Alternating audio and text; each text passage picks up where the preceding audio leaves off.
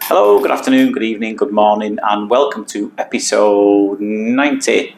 My name's Richard, registered nurse, clinics in the UK called No More Earwax. Have a look at the, you're going to enjoy this one. It's a really good one. Can you see there's a little hole through the middle of this? So, did you just hear the patient then? She felt that in a nice way. She went, ooh. That, just in case you missed out, that was ooh. She's been seen before, and the problem is not blockages really, it's all this dead skin that's covering the ear. So she could hear okay, but it kind of kept closing and opening because that little gap there doesn't always stay open when you move around, and the ear canal's always slightly moving a little bit when you eat, what have you, and even when you're lying down, it kind of, that bit was sticking together, and then when she moved it was unsticking. So it needs to go. I've got the fine end tube here, tends to squeak a bit less power with it, but it squeaks a bit less. It still squeaks a little bit. But when you're doing delicate peeling like this, it's always handy to have that tube there rather than the big one, which probably would start to make some horrible noise. And it's bigger, it's a bit more cumbersome for delicate work like this. But yeah, the fans of skin peels, do not go anywhere. This one's an absolute epic. Now, ordinarily, I wouldn't go to too much trouble about peeling away. Look at this one here, about peeling away every layer of skin, but this lady suffers with real bad problems of itchiness in her ears. So it really does help if you can peel away even the very freshest layer of dead skin, and that can help. So that's what we did in both ears, and they both look good. The second one looks even better than this one, but you will really enjoy it. But as frustrating as it is, though, for us to do, you need a bit of patience to be able to do this type of stuff. Probably need a bit of patience to watch it as well. But I know there's a lot of fans of skin peels out there, so this one is just for you lot. And don't forget, if you've just found me, there's quite a few new followers and subscribers recently. Welcome. Where have you been? You've got loads to catch up on. You've got another 89 episodes to catch up on, so knock yourself out. Go and find all the other ones. Don't bother from anything from episode 10 and below. They were all rubbish, so don't bother with them. Don't go and find them now just because I've said that to prove a point, but yeah, they were all rubbish. Hello, by the way, if this is you and you're watching, you'll know who you are. And I will see you soon. So yeah, what do you want to talk about today? Oh, I know. I was thinking it's been absolutely boiling. It's been roasting here in the, I mean, our idea of boiling and yours, depending on where you are. You might well be watching in Africa. I get a lot of South African viewers, or in the south of the States. You're probably thinking, "No, that's not hot at all." But it's been almost 30 degrees. In fact, it has a few days here. It's absolutely boiling, and it instantly made me regret my uniform choice. As you can see, it's black. It's quite thick. Oh, hang on a minute. Didn't realise what I did there. You see I wear a microphone here. It's got a little clipper that you pinch on so it stays in place.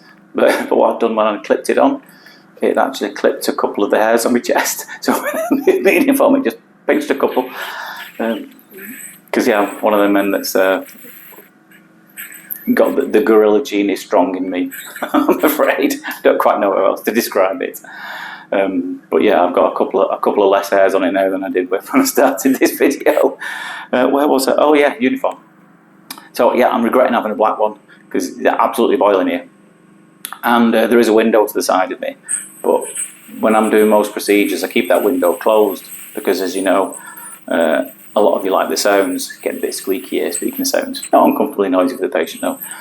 And so there's a microphone recording on the endoscope, and if I've got the window open, it's quite a busy main road to the side of me. So you might hear, ambulances, police cars, and fast cars zooming past, which might make you won't be able to hear as well on these procedures. So I tend to keep the window closed.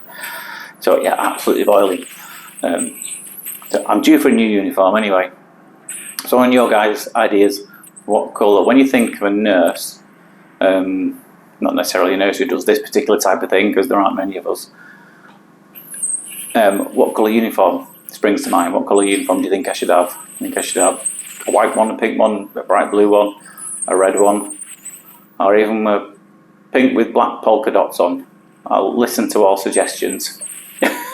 Better still if somebody wants to personalise one and design one for me, even better.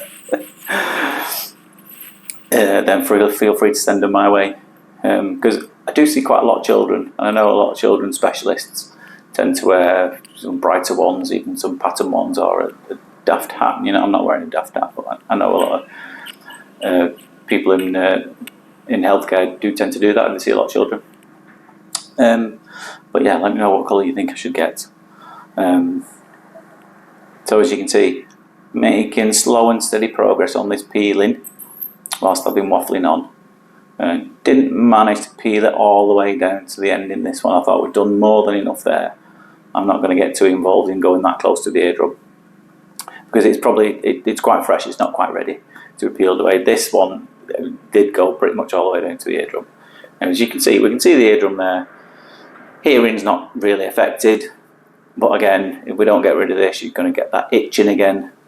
That it drives you absolutely potty. Actually, almost as potty as this heat. You have a few sayings for it over here. Was it sweating cobs?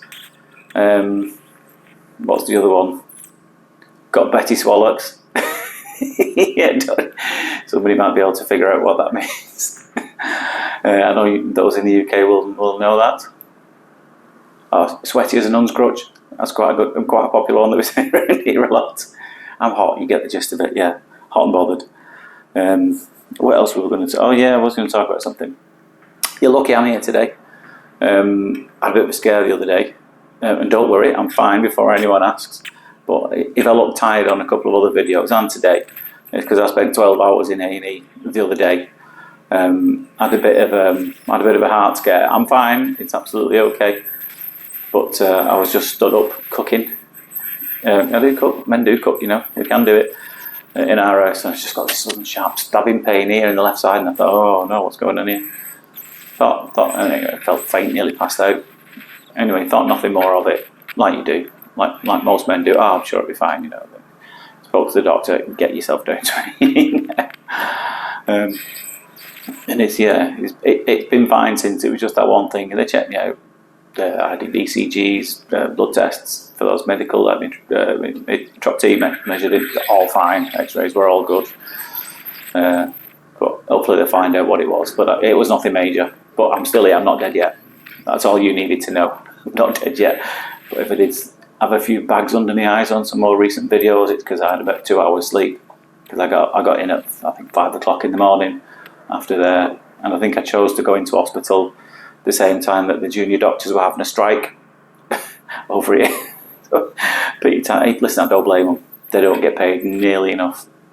And I was a senior nurse, senior-ish, and I got paid more than junior doctors, and they should have been on a lot more, and they should be.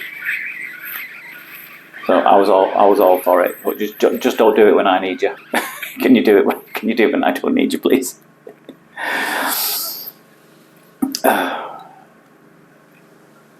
So as you can see, it's a really, really fine layer, this that we're peeling away. And like I said, normally I wouldn't bother, but I know the trouble this lady has with getting itchy, so it is worth doing.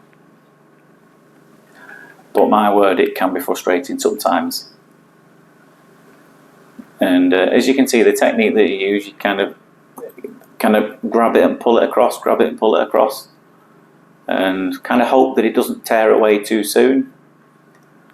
Because there you go, just like that bit did. So then you've got to go back and grab another edge, and you can't go touching the ear canal with this. Very painful. Touch wood, never touched one yet.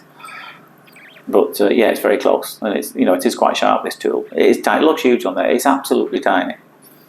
So you certainly do not want to dig that in to the skin, because it's very fragile.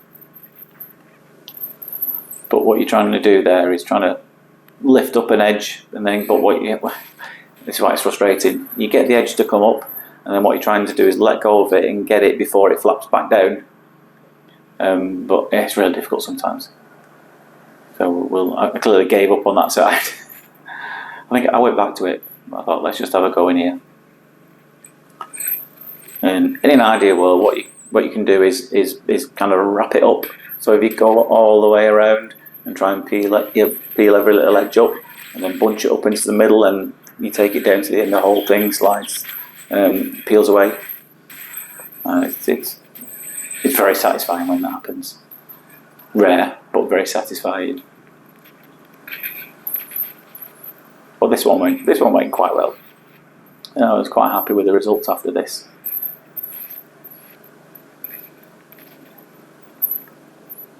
And that little squeaking you can hear, it's just little bits of the skin flapping around in the tube. It wasn't unpleasant at all. It sounds quite loud on this. It's really not at all. You can get some that's a really loud squeal, and obviously that does happen. You come straight out of the ear. These little squeaks, the patient barely notices them at all. But it's inevitable when you're doing this kind of work. But you're going to get the odd little squeak here and there. So that's what I was on a bit before. You've managed to all bunch it into the middle. And if all the sides stay together, if enough of it flies up the tube, you can literally push the suction tube in a bit deeper so that it will peel it from all the sides at the same time. And I think the tube just got blocked up again then, so I had to come out. I think this is the last one now. We're not far off here. Speaking of not far off, what are we, episode 90? Not far away from three figures, I'm at 100. Can't believe it's under. I think I started doing this in, was it December last year? November, December time last year, I'm not sure. And we're up to 100 already. I've really been grafting to try and find all you weirdos out there. I found a lot of you, but there's still a few of you that I've yet to find. So if you like watching these, by all means subscribe to the channel, follow it, whichever platform you're on. Or just click a like or a follow, whatever it is, platform you're watching it. All those things help me to find those other watchers who I know are trying to find me. And there we go. So yeah, any special ideas or suggestions for episode 100, that is coming up very soon. I've got a few ideas, but if there's anything that you guys want to see, then feel free to let me know in the comments down below. But for now, I hope you enjoyed that as much as I did. A really satisfying one. But for now, take care of yourselves, and I will see you later. Bye-bye.